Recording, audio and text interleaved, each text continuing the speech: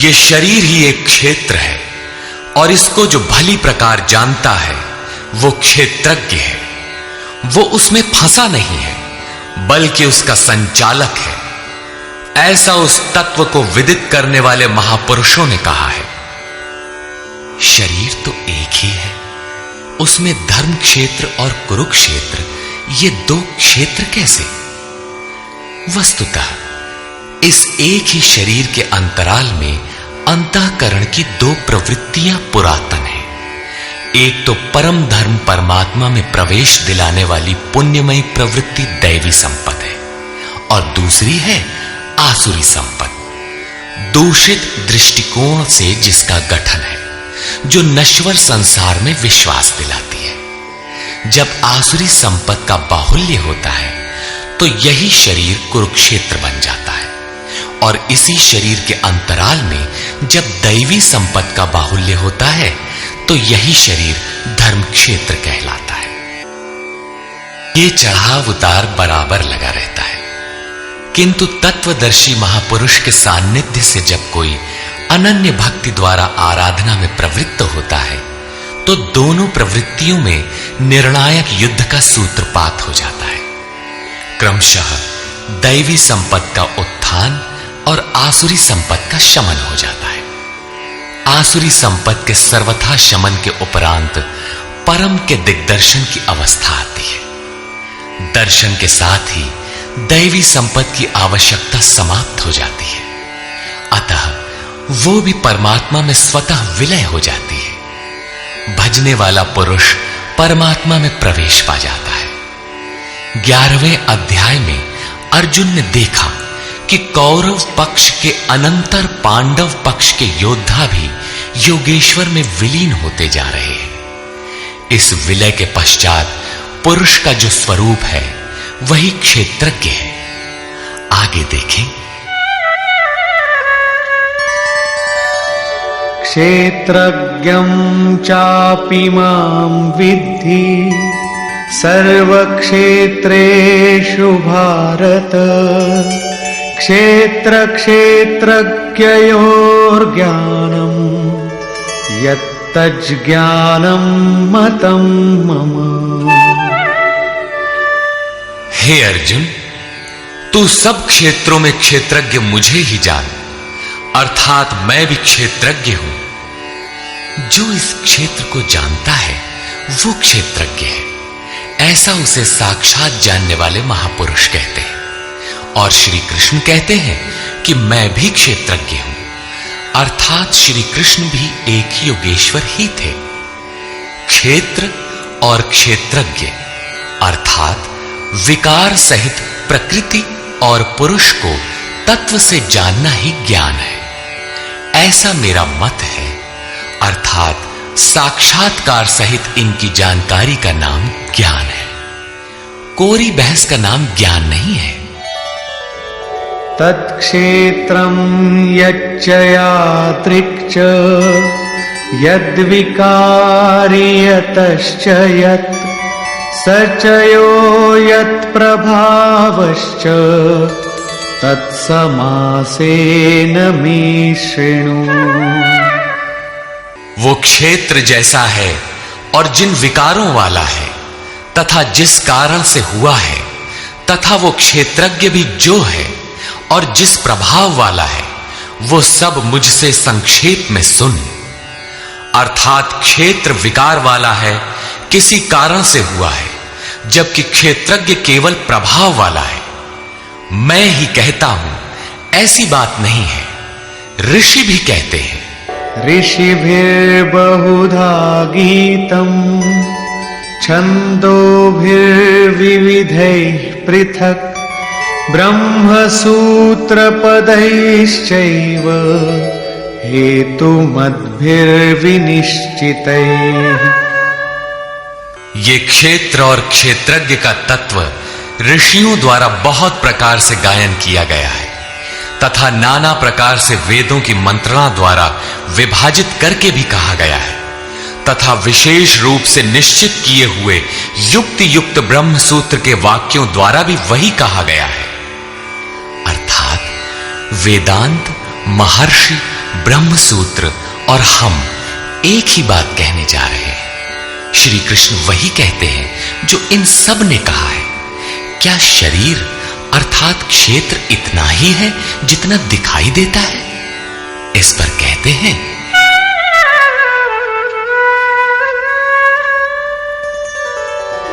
महाभूतान्यहंकारो बुद्धिरव्यक्तमेव च इंद्रियाणि दशैकञ्च पंचचेन्द्रियगोचराः।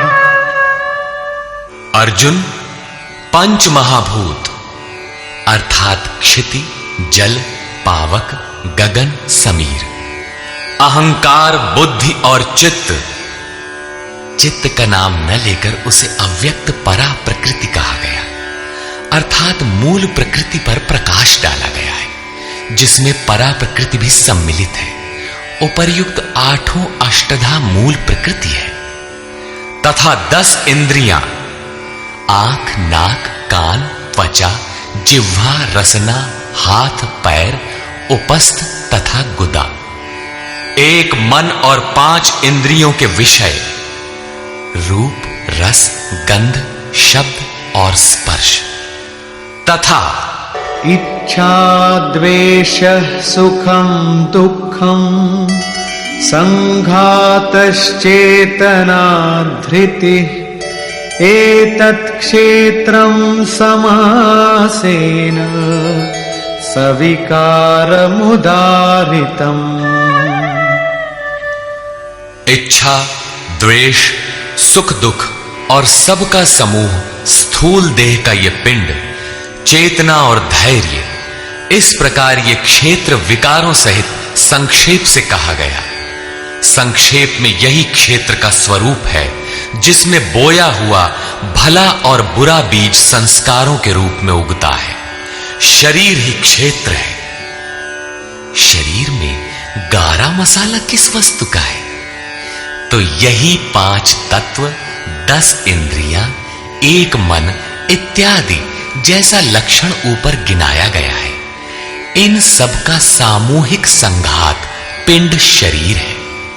जब तक ये विकार रहेंगे तब तक ये पिंड भी विद्यमान रहेंगे, इसलिए कि ये विकारों से बना है।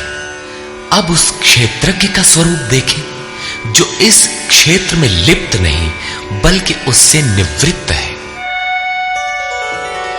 अमानित्वमदम्भित्वम् अहिंसा, क्षान्तिरार्जवम्,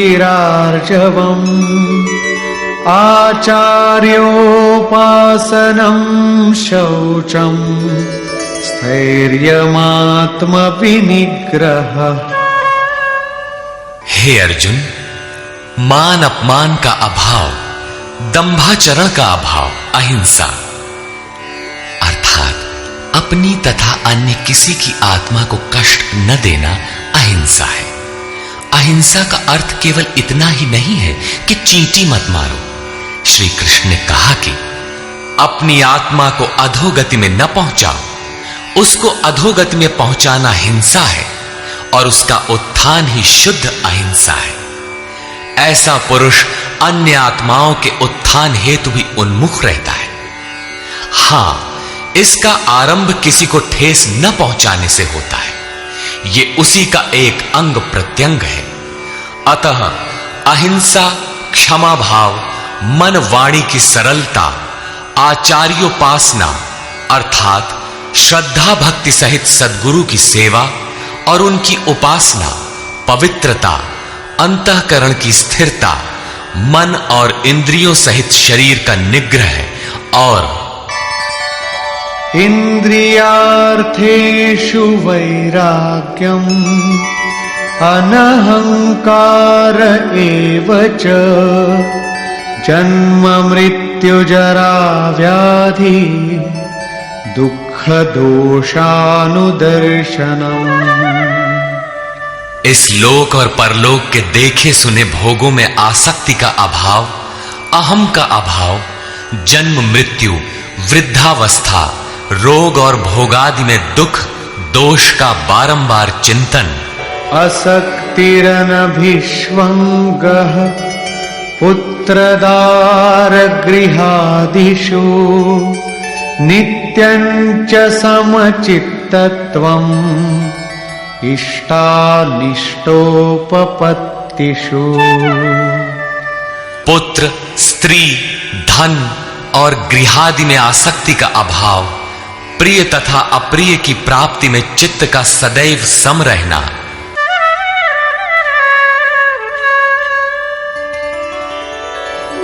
मयि चानन्ययोगेन भक्तिरव्यभिचारिणी विविक्तदेशसेवित्वम् अरतिर्जन संसदी।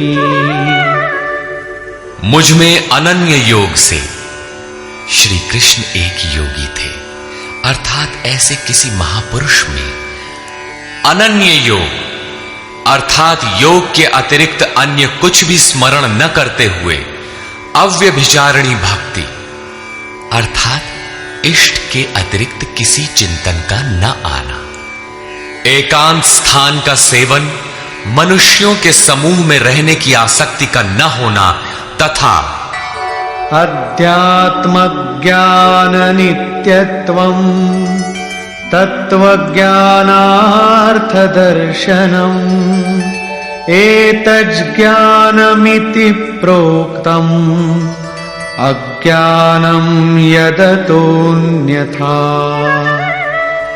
आत्मा के आधिपत्य वाले ज्ञान में एक रस स्थिति और तत्व ज्ञान के अर्थ स्वरूप परमात्मा का साक्षात्कार, ये सब तो ज्ञान है, और इससे जो विपरीत है वो सब अज्ञान है। ऐसा कहा गया है। उस परम तत्व परमात्मा के साक्षात्कार के साथ मिलने वाली जानकारी का नाम ज्ञान है। अध्याय 4 में उन्होंने कहा कि यज्ञ की पूर्ति में यज्ञ जिसे शेष छोड़ता है, उस ज्ञानामृत का पान करने वाला सनातन ब्रह्म में प्रवेश पा जाता है। अतः ब्रह्म के साक्षात्कार के साथ मिलने वाली जानकारी ज्ञान है। यहां भी वही कहते हैं कि तत्व स्वरूप परमात्मा के साक्षात्कार का नाम ज्ञान है। इसके विपरीत सब अज्ञान है। अमानित्व इत्यादि उपर्युक्त लक्षण इस ज्ञान के पूरक हैं। ये प्रश्न पूरा हुआ।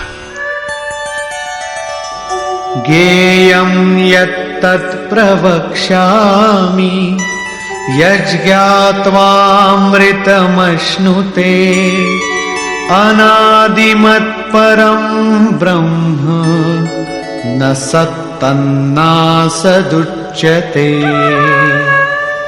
अर्जुन, जो जानने योग्य है तथा जिसे जानकर मरण धर्मा मनुष्य अमृत तत्व को प्राप्त होता है, उसे अच्छी प्रकार कहूंगा। वो आदि रहित परम ब्रह्म न सत कहा जाता है और न असत ही कहा जाता है, क्योंकि जब तक वो अलग है तब तक वो सत है, और जब मनुष्य उसमें समाहित हो गया तो कौन किससे कहे। एक ही रह जाता है, दूसरे का भान नहीं। ऐसी स्थिति से वो ब्रह्म न सत है न असत है, बल्कि जो स्वयं सहज है वही है। सर्वतः पाणिपादं तत् सर्वतोक्षिशिरोमुखम् सर्वतः श्रुतिमल्लोके सर्वमावृत्य तिष्ठति।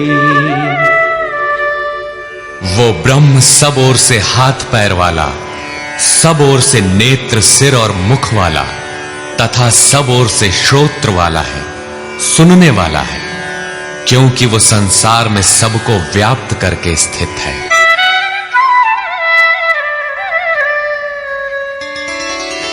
सर्वेन्द्रिय गुणाभासं सर्वेन्द्रिय विवर्जितम् असक्तं सर्वभृच्चैव निर्गुणं गुणभोक्तृ च। वो संपूर्ण इंद्रियों के विषयों को जानने वाला है, फिर भी सब इंद्रियों से रहित है। वो आसक्ति रहित गुणों से अतीत होने पर भी सबको धारण और पोषण करने वाला और सभी गुणों को भोगने वाला है, अर्थात एक एक करके सभी गुणों को अपने में लय कर लेता है। जैसा श्री कृष्ण कह आए हैं कि यज्ञ और तपों को भोगने वाला मैं हूं, अंत में संपूर्ण गुण मुझ में विलय हो जाते हैं।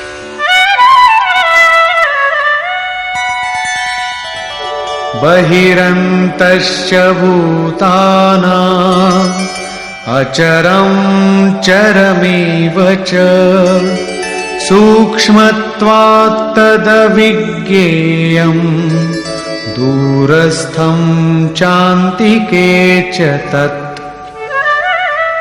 वो ब्रह्म सभी जीवधारियों के बाहर भीतर परिपूर्ण है। चर और अचर रूप भी वही है। सूक्ष्म होने से वो दिखाई नहीं पड़ता, अविज्ञेय है, मन इंद्रियों से परे है तथा अति समीप और दूर भी वही है। अविभक्तं च भूतेषु विभक्तमिव च स्थितं भूतभर्तृ च तज्ज्ञेयम् ग्रसिष्णु प्रभविष्णु च। अविभाज्य होकर भी वो संपूर्ण चराचर भूतों में अलग अलग के सदृश प्रतीत होता है। वो जानने योग्य परमात्मा समस्त भूतों को उत्पन्न करने वाला, भरण और पोषण करने वाला और अंत में संहार करने वाला है। यहां बाह्य और आंतरिक दोनों भावों की ओर संकेत किया गया है। जैसे बाहर जन्म और भीतर जागृति, बाहर पालन और भीतर योग क्षेम का निर्वाह, बाहर शरीर का परिवर्तन और भीतर सर्वस्व का विलय, अर्थात भूतों की उत्पत्ति के कारणों का लय और उस लय के साथ ही अपने स्वरूप को प्राप्त हो जाता है। ये सब उसी ब्रह्म के लक्षण है। ज्योतिषामपि तज्ज्योतिः तमसः परमुच्यते ज्ञानं ज्ञेयं ज्ञानगम्यं हृदि सर्वस्य विष्ठितम्। वो ज्ञेय ब्रह्म ज्योतियों का भी ज्योति है, तम से अति परे कहा जाता है। वो पूर्ण ज्ञान स्वरूप है, पूर्ण ज्ञाता है, जानने योग्य है और ज्ञान द्वारा ही प्राप्त होने वाला है। साक्षात्कार के साथ मिलने वाली जानकारी का नाम ज्ञान है। ऐसी जानकारी द्वारा ही उस ब्रह्म का प्राप्त होना संभव है। वो सबके हृदय में स्थित है, उसका निवास स्थान हृदय है, अन्यत्र ढूंढने पर वो नहीं मिलेगा। अतः हृदय में ध्यान तथा योगाचरण द्वारा ही उस ब्रह्म की प्राप्ति का विधान है। इति क्षेत्रं तथा ज्ञानं ज्ञेयं चोक्तं समासतः मद्भक्त एतद्विज्ञाय मद्भावायोपपद्यते। हे अर्जुन, बस इतना ही क्षेत्र ज्ञान तथा जानने योग्य परमात्मा का स्वरूप संक्षेप में कहा गया है। इसे जानकर मेरा भक्त मेरे साक्षात स्वरूप को प्राप्त होता है। अभी तक योगेश्वर श्री कृष्ण ने जिसे क्षेत्र कहा था उसी को प्रकृति और जिसे क्षेत्रज्ञ कहा था उसी को अब पुरुष शब्द से इंगित करते हैं। प्रकृतिं पुरुषं चैव विद्यनादि उभावपि विकारांश गुणांश्चैव विद्धि प्रकृति संभवान्।